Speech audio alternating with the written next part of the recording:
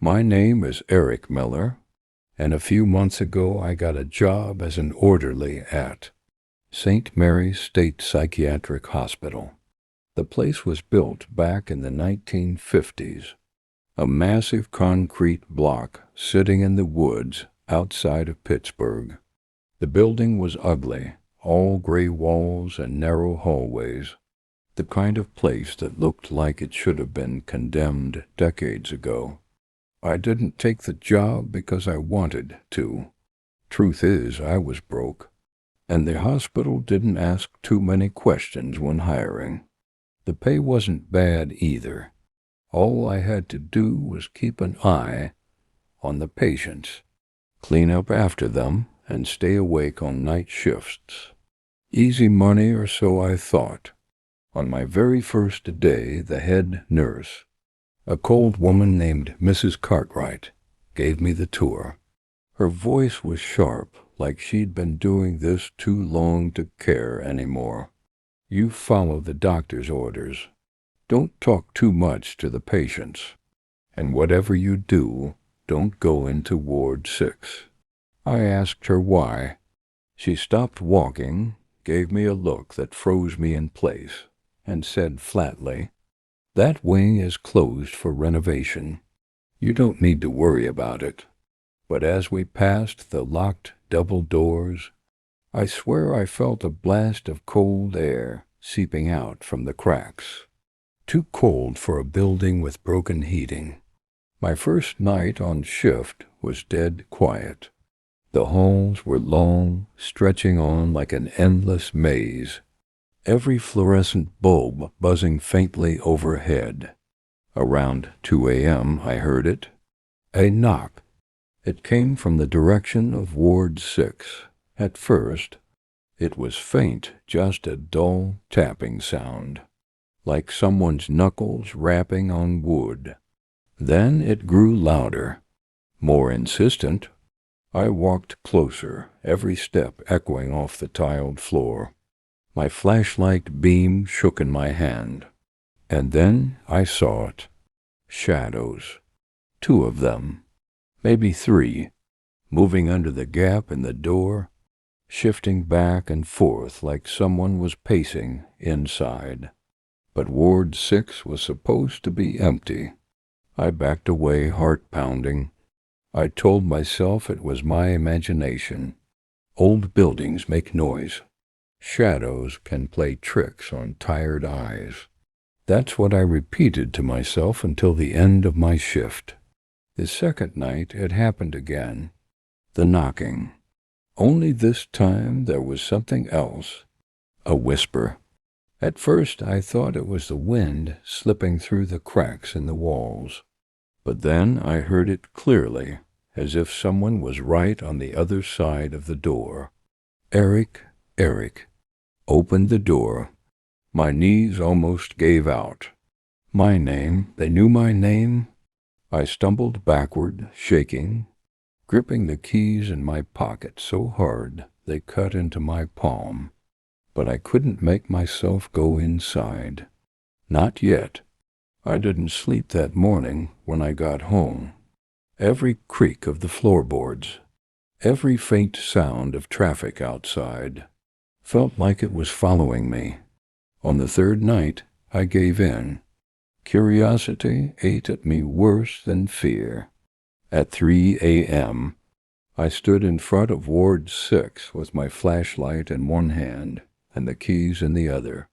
My hands trembled so badly that it took me 3 tries to get the key into the lock. The door clicked. Slowly I pushed it open. The air inside was freezing, like stepping into a walk-in freezer. The hallway stretched out in front of me, pitch black, the walls stained with dark patches that looked like smeared handprints. I raised my flashlight. Someone was standing there, a figure in a hospital gown, motionless, head wrapped entirely in bandages. Finally, it whispered. The door behind me slammed shut. I spun around, pulling at the handle. It wouldn't budge. My flashlight flickered. When I turned back, my stomach dropped. The hallway wasn't empty anymore. Both sides were lined with figures, dozens of them, all in gowns, all with their heads wrapped in filthy, yellowed bandages. They weren't moving, but I could feel them staring at me, and in that moment, with the air closing in around me, I realized something terrifying. They knew exactly who I was, and they'd been waiting. I stood frozen in that dark hallway, my flashlight beam shaking across the row of patients, dozens of them motionless, heads wrapped in filthy, yellowing bandages. Some of the gauze was stained dark red, as if blood had seeped through years ago and never dried. Their hospital gowns hung loose on skeletal frames, and their bare feet were planted directly on the cracked linoleum. Not one of them moved, not one breathed, but I swear I could feel their eyes pressing through the bandages, boring straight into me. Then, step, the figure at the far end, the one who had whispered finally, moved forward. Its feet dragged, the sound scratching against the floor, echoing down the hallway like nails on glass. "Eric," it croaked, voice low and broken, like rust grinding on metal. We waited. My mouth went dry. My heart slammed in my chest. I tried the door again, but it wouldn't budge. The lock had jammed, or maybe it was being held from the other side. The whispering started then, low at first, then rising. All around me, every single bandaged head tilted slightly, and I heard them. Dozens of voices whispering my name in unison. "Eric, Eric, Eric." I stumbled backward, shining the light wildly, until I slammed against the wall. "This isn't real," I muttered to myself. "It's just in my head. It's just—" One of them lurched forward. Its bandaged head jerked unnaturally, snapping side to side like it was trying to break its own neck. The gown slipped, and I saw the outline of ribs pushing through the skin like sharpened knives. The whispers grew louder. Chants now, my name over and over until it blended into one horrible hiss. I clutched my flashlight like a weapon, pointing it down the corridor. For a second, the beam flickered, and in that flicker I saw something that made me want to tear my own eyes out. The bandages weren't covering wounds. They were hiding faces. Human faces, not theirs, mine. Every single patient, every bandaged figure, had the same jawline, the same nose, the same mouth, the same features as me. Dozens of Erics staring at me through filthy gauze. My stomach twisted, bile rising in my throat. I screamed and slammed myself against the door, kicking, punching, clawing at it. Suddenly the lock gave way. The door flew open, and I tumbled back into the main hall. The lights above buzzed violently, and for a moment everything was normal. The door to Ward 6 stood closed behind me, as if I'd never opened it at all. I scrambled to my feet, panting, drenched in sweat. My flashlight flickered and went out completely. When I looked up again, I wasn't alone in the hallway. A figure stood at the far end, barely visible in the dim glow of the emergency lights. A hospital gown, bandaged head, perfectly still, and I swear I heard the words carried on the cold air. "We're not done, Eric." I don't remember leaving the hospital that night. I remember the door slamming shut behind me, the figure at the end of the hall, the whisper that carried my name. After that, my mind goes blank. The next thing I knew, I was sitting in my car in the staff parking lot, gripping the steering wheel so tight my knuckles were white. The keys were already in the ignition, the engine running. I didn't even remember starting it. For the next 2 days, I couldn't bring myself to go back. I called in sick, locked the doors of my apartment, and tried to convince myself it had all been some kind of hallucination brought on by lack of sleep. But the dreams didn't stop. Every time I closed my eyes, I saw them, the bandaged figures, the way their heads tilted in unison, the way their gauze hid my face underneath. I'd wake up drenched in sweat, my own name echoing in my ears. By the third night, I couldn't take it anymore. If I didn't figure out what was happening, I was going to lose my mind. So I went back. Not for work this time, for answers. The hospital was quiet during the day. Too quiet for a building supposedly still in operation. Patients shuffled around under heavy medication. Nurses barely made eye contact. Everyone looked exhausted, like they hadn't slept properly in years.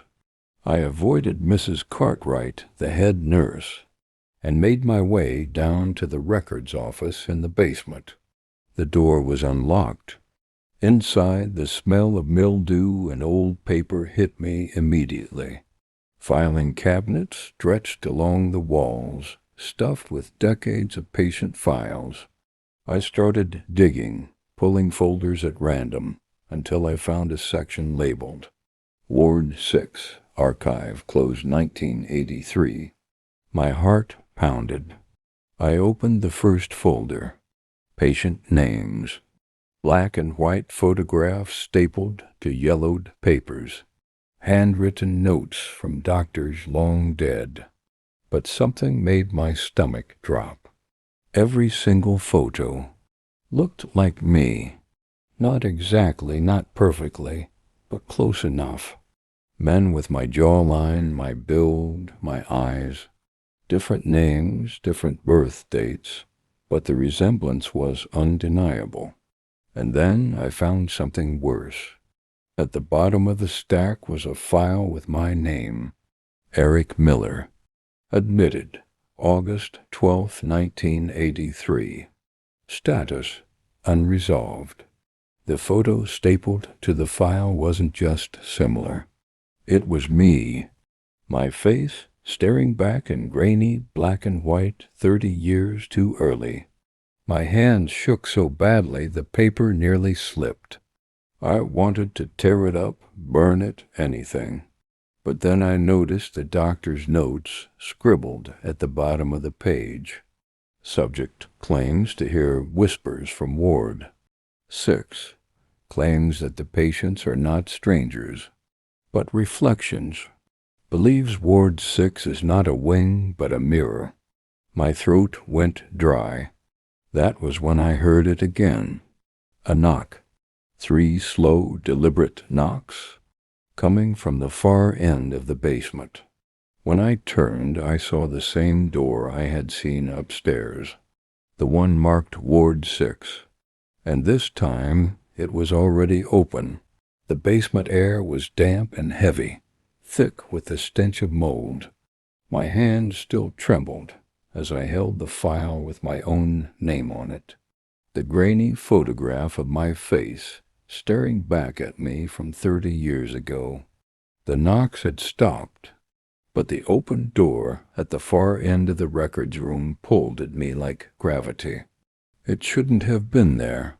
I'd been in that basement before there was no door on that wall. And yet there it was, the same heavy steel-framed door from upstairs. The plaque was rusted, but the letters were still clear. Ward 6. I wanted to run. Every part of my body screamed at me to get out, to never look back. But something stronger than fear pushed me forward. Maybe it was the file in my hand. Maybe it was the dozens of patient photos that looked like me. Or maybe it was the whisper I heard again, faint but certain, drifting out of that doorway. Eric. I stepped closer, each footfall echoing too loudly against the concrete floor. My flashlight beam wavered across the threshold, and my stomach dropped. The hallway beyond wasn't the same as before. It looked newer. The linoleum wasn't cracked, the walls weren't peeling. It looked exactly like the hospital. Must have looked in the early 1980s, when the archive said Ward 6 had been shut down. It was like stepping back in time. I crossed the threshold. The moment my foot touched the floor inside, the air turned icy. My breath fogged in front of me, hanging in the darkness. At the far end of the corridor, I saw movement. A figure in a hospital gown, bandaged head. It stood perfectly still, waiting. I tightened my grip on the file in my hand. "Who are you?" I demanded, my voice shaking. The figure tilted its head slowly, and then, without moving its lips, I heard the words in my mind. "I am you." The hallway lights flickered violently. More figures appeared along the sides, just like before. Bandaged, faceless, all standing in silence. But this time I realized something different. Their bandages weren't hiding wounds. They weren't even hiding my face. They were hiding the absence of a face. One of them stepped forward. The gauze unraveled slowly, piece by piece, until it fell to the floor. There was nothing underneath, just smooth, pale skin stretched where features should have been. No eyes, no mouth, no nose. Yet I still heard it speak, clear as a voice inside my skull. "You're not the first, Eric. You won't be the last. Ward 6 keeps us. Ward 6 makes us whole." The rest of them began to move now, stepping closer, arms reaching out. Their skin rippled unnaturally, like something was crawling beneath it. I stumbled backward, clutching the file like it could somehow protect me. The photo of my own face stared up at me, mocking. And then I noticed something horrifying. The date on my file. The admission date. August 12th, 1983. That was my birthday. The faceless figures circled closer, their bandages slipping to the floor one by one, revealing only smooth, pale skin. Their voices weren't spoken, but poured into my skull in a chorus that rattled my bones. "We are you. You are us. Ward 6 never lets go." The hallway around me stretched, warped, as though the walls themselves were breathing. Every flicker of the lights revealed more of them, crowding the corridor until there was no space left to move. I pressed the file to my chest. My heart thundered. No, this isn't me. I'm not supposed to be here. One of the figures reached out, its hand cold and clammy as it touched mine. Instantly, memories flooded me, flashes of padded rooms, restraints biting into my skin, the sound of my own screams bouncing off sterile walls. I saw orderlies in white uniforms dragging me down this very hallway. I saw the door slam shut behind me. It wasn't just their memory. It was my memory. The truth slammed into me like a sledgehammer. I wasn't an urban explorer chasing a forgotten asylum. I had been here before. I had always been here. The faceless ones leaned closer, whispering inside my head. "Acceptance is freedom. Become us. Join Ward 6. For one terrible second, I wanted to give in, to drop the file, let the bandages wrap around me, erase my face and my fear. to disappear into their silence forever. But then I saw it in the corner of the file, scrawled in red ink, almost hidden by time. A single line written in a shaky hand. If you read this, you still have a choice. My blood ran cold. Whoever wrote it, they must have been another version of me. Someone who had resisted.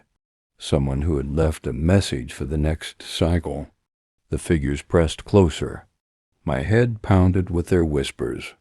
Choose now. I shut my eyes and clutched the file tighter. I'm not you, I whispered. Not yet. When I opened them again, I was standing in the basement. The door to Ward 6 was gone. The rows of patient files were back, silent and undisturbed. My flashlight flickered weakly, but the file in my hand was gone. I staggered out of the asylum, the night air hitting my lungs like the first breath after drowning. I didn't look back, yet even now, days later, I feel them. Sometimes in the mirror, I swear my reflection lingers half a second too long. Sometimes in the silence of my apartment, I hear the bandages unravel, and at night, when I close my eyes, I see the door again. Ward 6. It's waiting, and I don't know how long I can resist before I walk through it willingly.